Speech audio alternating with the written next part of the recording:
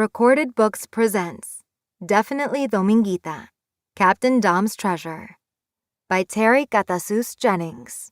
Illustrated by Fatima Anaya. Read by Frankie Corzo.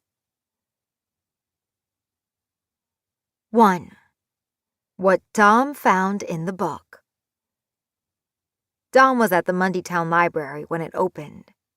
She wore a bandana around her head, squishing her pigtails, and a leather eye patch with a shiny gold P for pirate covered her eye. Her brother, Rafi, had given her the patch before she left home, along with a compass. "Nice look, Dominguita." Mrs. Booker, the librarian, looked up over her reading glasses. "What can I do for you?" "Captain Dom," she corrected. "You know Dominguita means Little Sunday in Spanish, right? No one will respect a pirate named after a day of the week." "Sorry for that, Captain Dom. I can see how that could be a problem." Mrs. Booker straightened some papers on her desk. Then she nodded. "You continuing your pirate studies?" Dom didn't quite know what to say. She still loved the books Mrs. Booker had given her. The ones about Anne Bonny and Mary Read, the best pirates ever. And she didn't want to hurt the librarian's feelings. "I'm not done with studying, honest. But I think we're ready to actually do something, you know? Like look for treasure." "Treasure?" "Me and my mates, Pancho Sanchez and this new girl who's visiting her grandmother. Her name's Steph. We're going on a pirate adventure." "I see." "I need 2 copies of Treasure Island, one for each of them. You can't be a pirate without reading Treasure Island."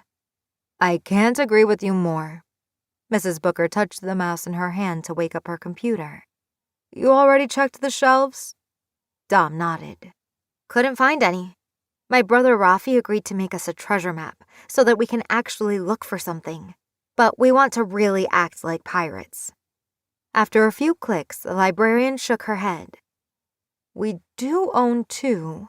Looks like someone checked them both out a couple of days ago." Dom said. "How about another library? Anything close?" Wait. We have our special books collection in the basement. I think we have one there." She reached for a notebook swollen with yellow curling pages. "The librarian before me couldn't get rid of some books. I loved her for it." After turning a few pages, Mrs. Booker gave a little happy cry. "Yup, looks like we're in luck." If there was anything Dom liked better than a book, it was an old book. She kept 12 adventure books her grandmother had read as a little girl in the bookcase next to her bed. They were ready to fall apart, but she loved every one of them. Even though her abuela had moved to Florida, the books made Dom feel connected to her in some way. Dom read them all the time. There was no way she'd miss a chance to go down to the basement to see other old books. She followed Mrs. Booker down the twisty steps without being invited. The smell in the stacks made her as happy as the smell of sweet buñuelos.